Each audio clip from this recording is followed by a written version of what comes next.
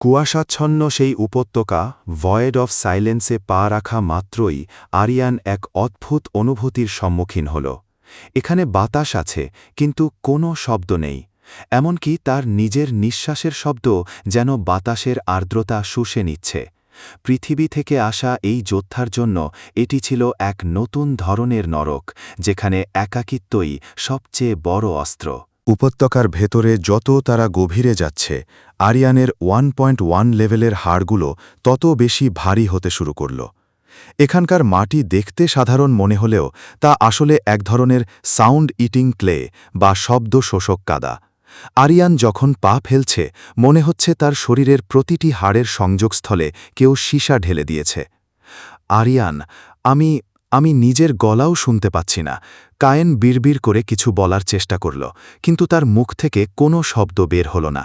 সে আতঙ্কিত হয়ে নিজের গলা চেপে ধরল। আরিয়ান শান্তভাবে ইশারা করল। সে তার সিনক্রোনাইজেশন রিংয়ের মাধ্যমে একটি বার্তা পাঠাল তাদের মনে। ভয় পেও না, শব্দহীনতা মানেই দুর্বলতা নয়। সিলভিয়া বলেছিলেন, এখানে আমাদের স্বচ্ছতার পরীক্ষা হবে। 1.2 লেভেলে পৌঁছাতে হলে আমাদের শব্দের ওপর নয়, স্পন্দনের ওপর বাঁচতে শিখতে হবে।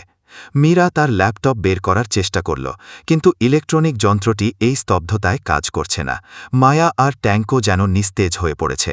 18 ইঞ্চির ইগনিস কেবল তার নীল চোখ মেলে চারপাশ দেখছে। তার গায়ের আগুনও এখন কোনো শব্দ করছে না, কেবল একটি শান্ত আলোকপিণ্ডের মতো জ্বলছে। 64টি রক্তিম চাঁদ অতিবাহিত হয়েছে। দিনের পর দিন তারা এই কুয়াশার ভেতর দিয়ে হাঁটছে। 1.1 থেকে 1.2-এ যাওয়ার এই যাত্রাটি আরিয়ানের জন্য এক দীর্ঘ সাধনা হয়ে দাঁড়াল। পৃথিবীতে সে যখন ভয়েড পাওয়ার ব্যবহার করত, তখন এক নিমেষে কয়েক মাইল পাড়ি দিতে পারত। আর এখানে কয়েক ইঞ্চি এগোতেও তার হাড়ের ভেতরের সেই মাইনাস লেভেলের বিষকে নিয়ন্ত্রণ করতে হচ্ছে। একদিন বিকেলে তারা একটি মৃত ঝর্ণার সামনে এসে থামল। ঝর্ণার পাথরগুলো থেকে কোনো পানি পড়ছে না, কিন্তু বাতাসের চাপে সেগুলো হীরের মতো চিকচিক করছে। আরিয়ান সেই পাথরের ওপর বসে ধ্যান করতে শুরু করল। তাকে শিখতে হবে কিভাবে শব্দহীন পরিবেশে নিজের হাড়ের রেজোনেন্সকে আরও সূক্ষ্ম স্তরে নিয়ে যাওয়া যায়। সিস্টেম ডায়েরি আরিয়ানের উপলব্ধিতে 1.1 লেভেল অ্যালাইনমেন্ট সম্পূর্ণ। 1.2 লেভেল ইনফ্রা রেজোনেন্স অগ্রগতি লক্ষ্য শব্দহীন স্পন্দন তৈরি করা।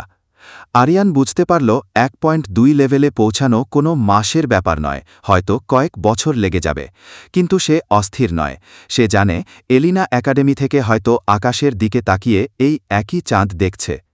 হঠাৎ সেই স্তব্ধতা চিরে আরিয়ানের মনের ভেতরে এক তীব্র যন্ত্রণার ঢেউ খেলে গেল। এটা কোনো শারীরিক আঘাত নয়, এটি হলো একটি টেলিপ্যাথিক শক। বহু দূরে এথেরিও একাডেমির সেই রূপালী টাওয়ারে এলিনার অপর কোনো নতুন পরীক্ষা চালানো হচ্ছে।